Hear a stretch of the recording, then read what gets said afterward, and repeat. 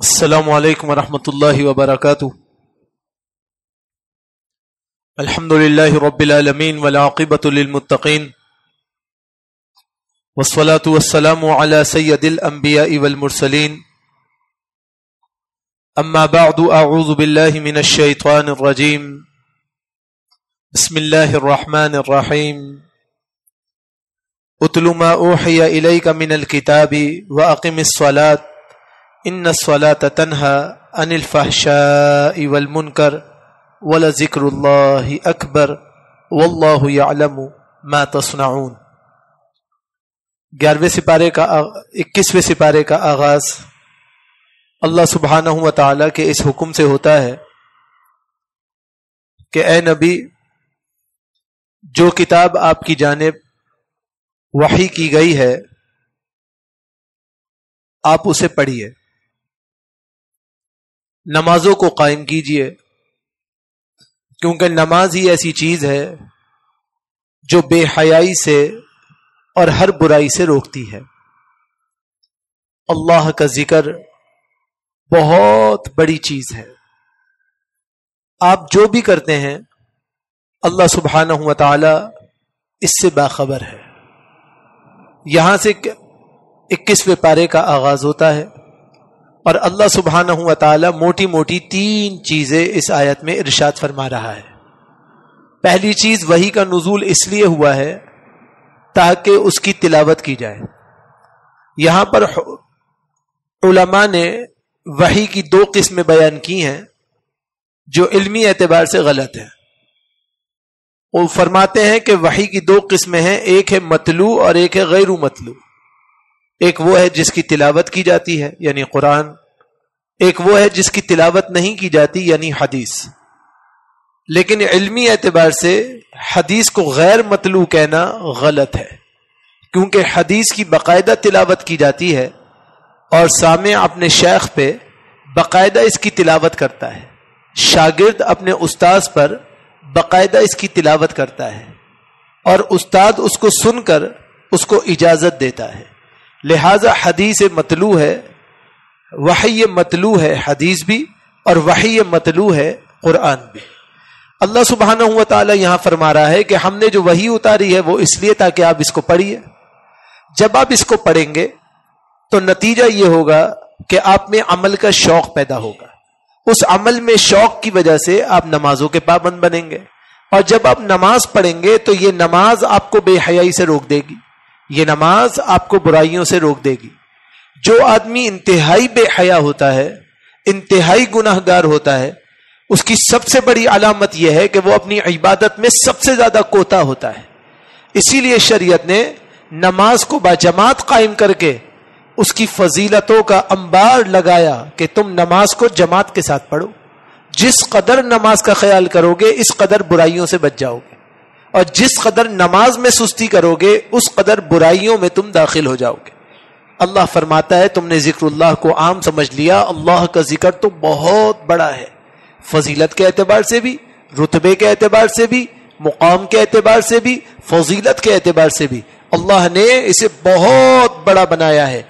اور جو کچھ تم کرتے ہو اللہ سبحانہ و تعالی ان تمام باتوں کو جاننے والا ہے، لہٰذا اللہ سبحانہ و تعالی سے کوئی بات مخفی نہیں ہو سکتی۔ اگر تم اللہ کا ذکر اس طرح کرو گے جیسے اللہ نے کرنے کا حکم دیا تو کامیابی اور کامرانی ملے گی، اور اگر تم ایسے نہیں کرو گے تو پھر کامیاب اور کامران نہیں ہو سکو گے۔ اللہ سبحانہ و تعالی اس بارے میں ان تمام خصوصیات کا ذکر کر رہا ہے کہ جس کو منعقد کرنے کی صورت میں انسان کبیرہ گناہوں سے بچتا ہے اور سنگین گناہوں سے اور سنگین جرائم سے اپنے آپ کو بچانے والا بن جاتا ہے۔ وہ کون کون سی چیزیں ہیں؟ سب سے پہلی بات اللہ فرماتا ہے وَلَذِكْرُ اللَّهِ أَكْبَرُ وَاللَّهُ يَعْلَمُ مَا تَصْنَعُونَ۔ تم اللہ کا ذکر کیا کرو۔ اب اللہ کا ذکر دعائیں بھی ہے، اللہ کا ذکر قرآن بھی ہے، اللہ کا ذکر اس کے نبی کے فرمائے ہوئے، بتائے ہوئے، سکھائے ہوئے اذکار بھی ہیں۔ یہ سب ذکر اللہ میں داخل ہے۔ آپ اس کا اہتمام کیا کریں، خوب تلاوت کیا کریں، خوب تلاوت کو تفہیم کے ساتھ حاصل کیا کریں۔ ایک ہے پڑھنا، ایک ہے سمجھ کے پڑھنا، دونوں میں فرق ہے۔ جب آپ سمجھ کے پڑھنے والے بنیں گے تو اللہ سبحانہ و تعالی اس کے جملہ رموز آپ کو عطا فرما دیں گے. ہم سب کا مسئلہ یہ ہے کہ ہم قاری تو ہوتے ہیں, تلاوت تو کرتے ہیں, لیکن اس کو سمجھنے کی جد و جہد نہیں کرتے. جب ہم اس کو سمجھنے کی کوشش نہیں کرتے تو ہمیں پتہ ہی نہیں چلتا کہ یہ عذاب کی آیت ہے, یہ جنت کی آیت ہے, یہ فضیلت کی آیت ہے, یہ ثواب کی آیت ہے.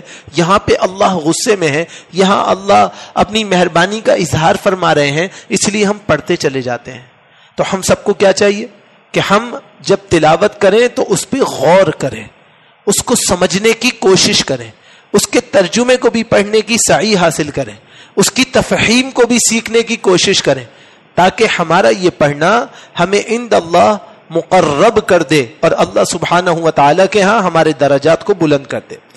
پھر دوسری صورت یہ ہے کہ کسی بھی دین کے معاملے میں اپنی ذاتی رائے کا اظہار نہیں کرے کہ جی دین کا مسئلہ تو یوں ہے لیکن ہم یوں سمجھتے ہیں کہ اس کو ایسا کر لیا جائے. یہ چیز سمجھنا ہی غلط ہے.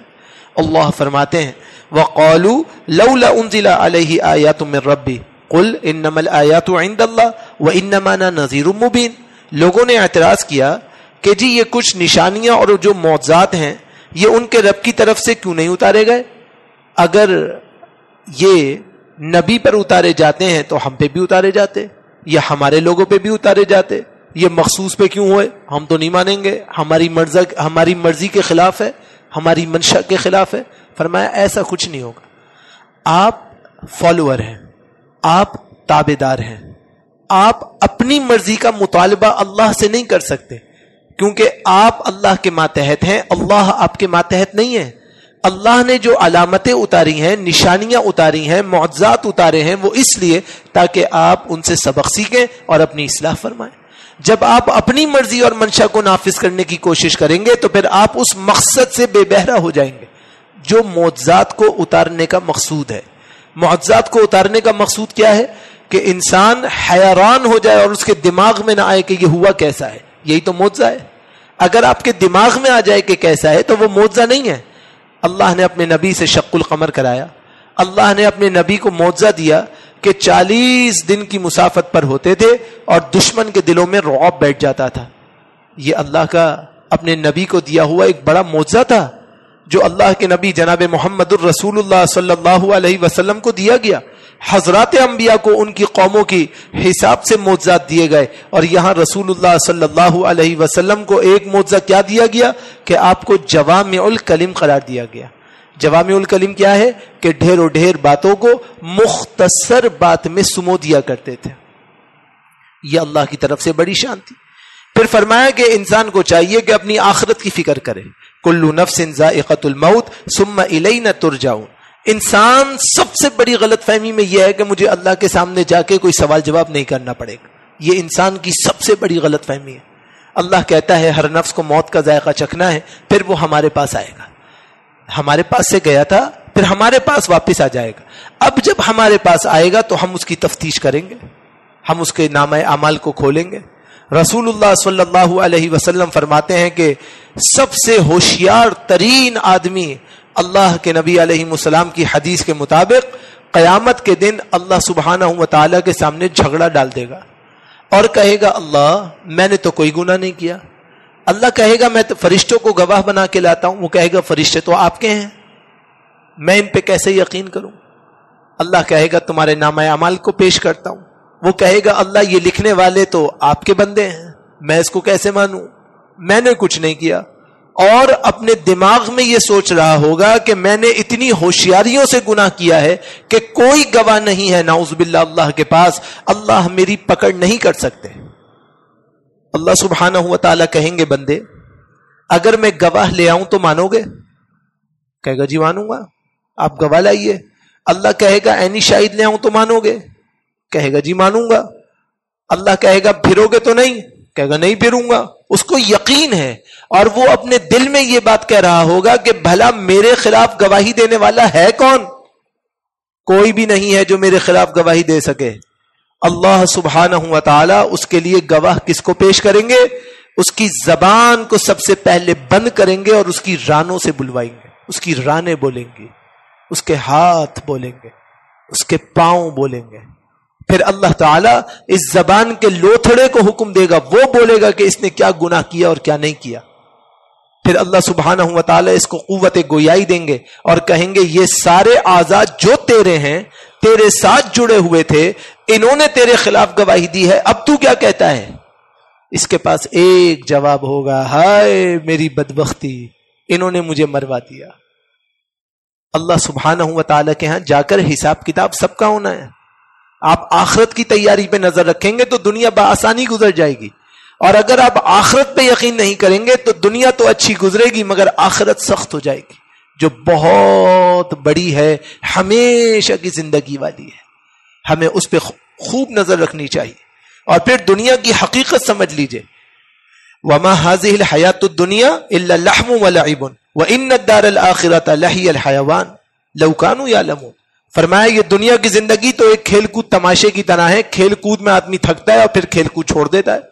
دنیا میں آئے ہیں تو دنیا ایک نہ ایک دن چھوڑ کے جانی بھی ہے. رسول اللہ صلی اللہ علیہ وسلم نے مومن کے لیے فرمایا کہ مومن کے لیے دنیا کیا ہے؟ الدنیا سجن المؤمن، اس کے لیے قید خانہ ہے، کبھی مومن یہاں راضی نہیں ہوگا. اور رسول اللہ صلی اللہ علیہ وسلم کی صحیح احادیث کی روشنی میں مسلمانوں کو حکم دیا کہ دنیا میں کیسے ہو جاؤ؟ مسافر کی طرح ہو جاؤ، کہ ایک دن یہاں ٹھہرے اور پھر آگے. تو مسافر اپنی جگہ پہ ایک جگہ نہیں رکتا، وہ چلتا رہتا ہے. دنیا بھی کبھی ایک جگہ نہیں ٹھہرتی، یہ چلتی رہتی ہے، گھومتی رہتی ہے، لوگ پلٹتے جاتے ہیں، نسلیں بنتی جاتی ہیں، آگے بڑھتے جاتے ہیں. لیکن انسان یہ کہتا ہے کہ میں یہاں رہوں گا، میں یہاں ٹک جاؤں گا، ایسا نہیں ہو سکتا. بالآخر دنیا چھوڑ کے جانی ہے. اللہ فرماتے ہیں آخرت کی جو زندگی ہے وہ اصل زندگی ہے، جو ناتمام ہونے والی ہے، کبھی ختم نہیں ہوگی، ہمیشہ تک رہنے والی ہے. ہمیں اور آپ کو اس کی تیاری کرنی، ہمیں اور آپ کو اس کو سمجھنا ہے. اسی لیے اللہ سبحانہ و تعالیٰ فرماتے ہیں کہ کوشش کرتے رہو اپنے دین کے لیے اور ہمیشہ ہمیشہ اس کے لیے محنت کرو. والذین جاہدوا فینا لنہدینہم سبلنا، جو لوگ ہمارے راستوں میں مشقتیں برداشت کرتے ہیں ہم ان کے لیے راہوں کو آسان کر دیتے ہیں. وَإِنَّ اللَّهَ لَمَعَ الْمُحْسِنِينَ، اللہ تو نیکی کرنے والوں کے ساتھ ہے. آپ جب دین کا کام کرتے ہیں تو آپ کی مخالفت ہوتی ہے، تو مخالفت سے گھبرانا نہیں ہے، بالکل نہیں ڈرنا ہے، اللہ اس میں برکت دے دیتے ہیں. اسی لیے سلف صالحین سے منقول ہے کہ اگر آپ کی مخالفت نہ ہو تو آپ سمجھ جائیے کہ آپ کی دعوت میں کہیں نہ کہیں نقص ہے.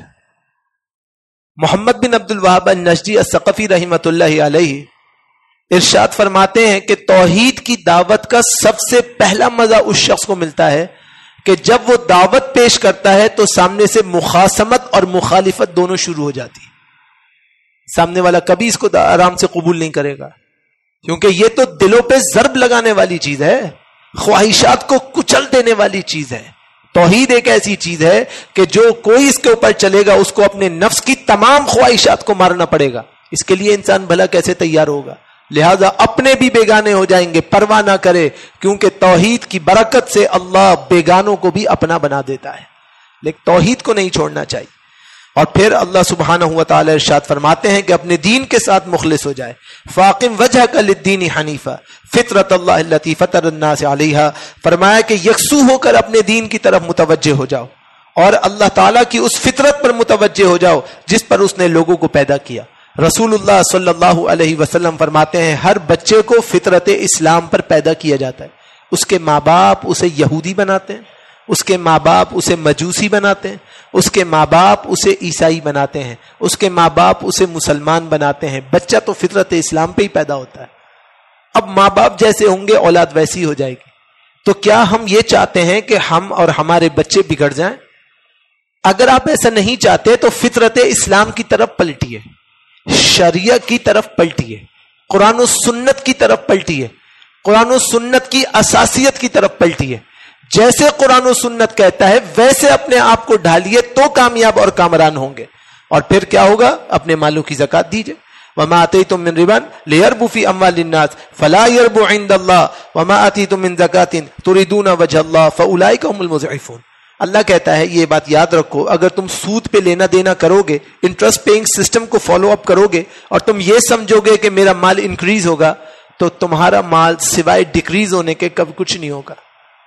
انٹرسٹ پیئنگ سسٹم آپ کے اوریجنلیٹیز کو بھی کھا جاتا ہے آپ کے ایسٹس کو بھی تباہ کر دیتا ہے اور آپ کے جتنے پروفٹس ہیں اور سٹیجز آف پروفٹس ہیں ان کو بھی تباہ کر دیتا ہے. چاہے آپ اس کو مشارکے کا نام دے دیں, چاہے آپ اس کو اجارے کا نام دے دیں. جب انٹرسٹ پیئنگ سسٹم ہیلڈ ہو جائے گا تو پھر کبھی وہ آپ کو جینے نہیں دے گا. یہ اللہ کی طرف سے لعنت شدہ کام ہے. چاہے آپ اس کو کسی بھی نام سے گھما پھرا کے لے آئیں کہ جی یوں ہے, جی وہ ہے, جی اس میں یہ شق ہے, اس میں یہ شق ہے. جب سودی نظام آ گیا, سود کی انوالومنٹ ہو گئی, سودی نظم آ گیا, تو پھر وہ آپ کو حق حلال پہ ٹکنے نہیں دے گا. اسی لیے رسول اللہ صلی اللہ علیہ وسلم نے ارشاد فرمایا کہ سود کے استعمال کرنے والے کا سب سے کم ترین گناہ یہ ہے کہ وہ سر عام اپنی والدہ ماجدہ کے ساتھ اعلان زنا کرتے. اللہ سبحانہ و تعالیٰ کے ہاں اس کا سر کچلا جائے گا, خونم خون ہوگا, اور پھر اس کے سر کو صحیح کیا جائے گا, پھر کچل دیا جائے گا, کیونکہ یہ سود کھاتا تھا.